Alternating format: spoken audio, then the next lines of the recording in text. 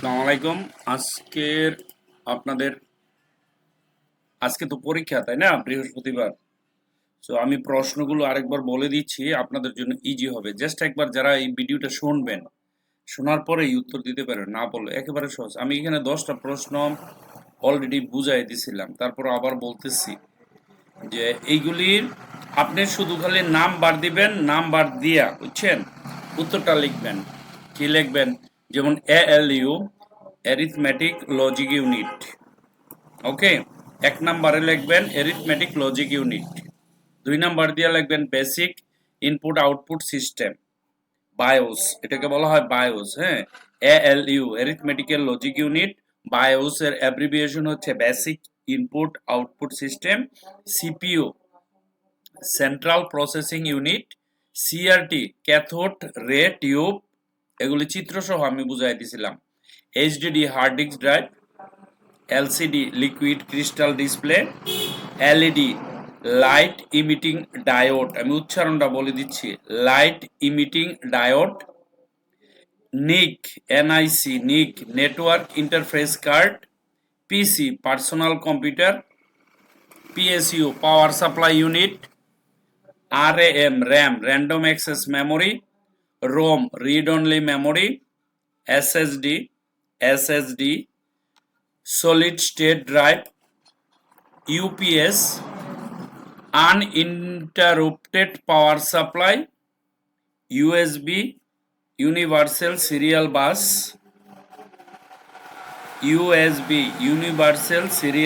মাদারবোর্ডে এই যে লম্বা লম্বা চিকন চিকন সুতার মতো দাগগুলো থাকে ওইটাকেই বলা হয় USB. VGA video graphic card, যারা ভিডিও গ্রাফিক্স বা গেম খেলেন তাদের জন্য এই কার্ডটা আলাদা এক্সট্রা লাগাতে হয় কম্পিউটারে, এটাগুলো ভিজিএ কার্ড বলে।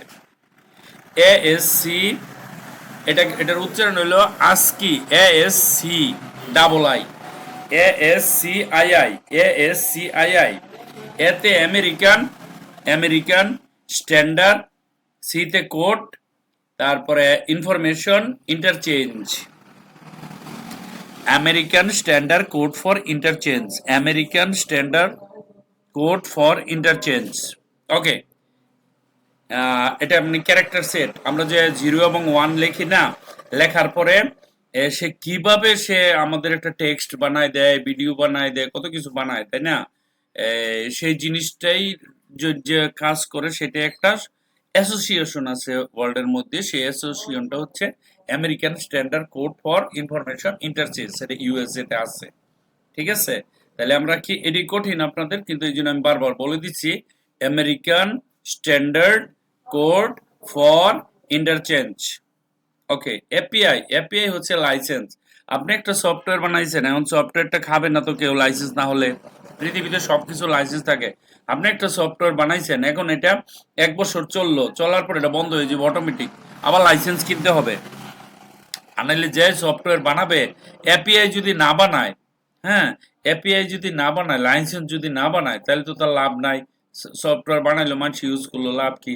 এমন একটা সিস্টেম থাকবে যেটার মধ্যে কি থাকবে? লাইসেন্স থাকবে, সেটার মালিক আপনি বানাইছেন, আপনার কাছ থেকে একবার কিনলো, 1 বছর পরে মেয়াদ শেষ, আবার লাইসেন্স রিনিউ করতে হবে। ঠিক আছে, অ্যাপ্লিকেশন প্রোগ্রামিং ইন্টারফেস, এপিআই, এটাকে বলা হয় এপিআই। যেখানে এপিআই এর কাজ কিভাবে দেখেন, এগুলি সব অ্যাপ্লিকেশন। এপিআই না থাকলে অ্যাপ্লিকেশন চলবে না। Okay, DBMS database management system, GUI graphical user interface, OS operating system, PDF portable document format, PNG, এই যে ইমেজের পিছে পিএনজি লেখি না, ডট পিএনজি ইমেজ বলি না, পোর্টেবল নেটওয়ার্ক গ্রাফিক্স। তারপরে কি এসকিউএল স্ট্রাকচার্ড কোয়েরি ল্যাঙ্গুয়েজ, অর্থাৎ আমরা যে ল্যাঙ্গুয়েজের মাধ্যমে অনেক বড় ডাটা থেকে একটা ডাটাকে খুঁজে বের করি না, সেটা হলো SQL database, structured query language. B2B business to business, B2C business to consumer, এগুলো সহজ। CMS content management system, CPC cost per click, যারা ডিজিটাল মার্কেটিং করেন, ঘরে বসে বসে শুধু ক্লিক করবেন আর টাকা পাবেন, ওইটাকে বলা হয় সিপিসি। তারপরে CPM cost per mile, CR conversion rate, CTR click through rate, KPI key performance indicator, BTS behind the scenes, DM direct message, FYI for your information, FYP for your page মানে আর হবে okay PR public relation CNN cable news network এটা চ্যানেলের নাম THC advance television system committee DVS direct broadcast satellite তারপরে BBC British broadcasting LMA local market agreement LPTV low power television MSO multi system operator এই 45 আপনাদের শুধু পরীক্ষার জন্য না সবার জন্য এটা অনেক ইম্পর্টেন্ট হ্যাঁ যে কোনো ইন্টারভিউতে যে কোনো কাজে বা আপনার ব্যবহারিক জীবনে এগুলি না জানলে আপনি কাজই করতে পারবেন না কম্পিউটারে so this is very important okay তো আজকে কিন্তু পরীক্ষাটা দিতে হবে যারা দিবেন না ভয়ে তারা তো জানেই না শিখলে তো না শিখে না শিখলে কেউ জোর করবে আপনাকে কেউ জোর করে শেখাতে পারবে না আপনি যদি ইচ্ছা করে না শিখেন এটি হলো বাস্তবতা আচ্ছা ট্রান্সলেট এখানে কিছু ট্রান্সলেট আছে পরীক্ষায় আসবে এখান থেকে 2-3টা কমন পড়ে যায় ওকে অতিভক্তি চোরের লক্ষণ too much courtesy too much craft কাটা গায়ে নুনের সিটা to add insult to injury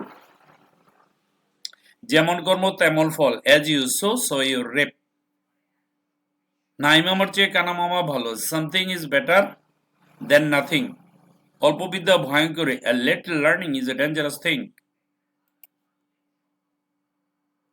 দশে মিলে করি কাজ many a little makes a mickle ইচ্ছা থাকলে উপায় হয় what there is a will there is A way চোরটি ধরা না দিয়ে পারলো না the thief could not but be caught যতই পড়বে ততই শিখবে the more you study the more you learn সে কেবল ঘুমাতো he did nothing but sleep ব্যাপারটা আমাকে জানানো হয়েছিল বা হয়েছে I was informed of the matter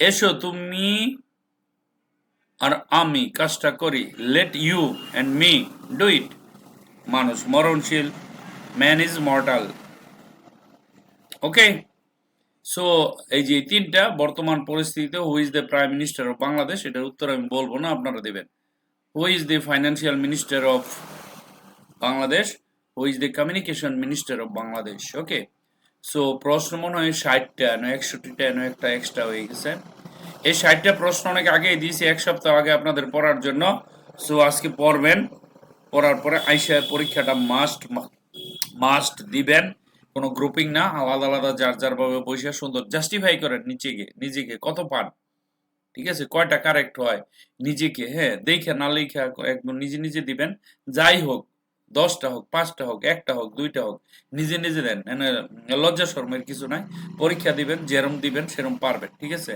কিন্তু দেখে দিবেন না প্লিজ বা আরেকজনেরটা দেখে না বা গ্রুপিং করে না যার সেপারেট বসে যা পারেন দেন এটাই কাজে লাগবে তো বুঝতে পারলেন আপনি কয়টা পারেন কয়টা মনে থাকে তাই না thank you very much for watching this video bye by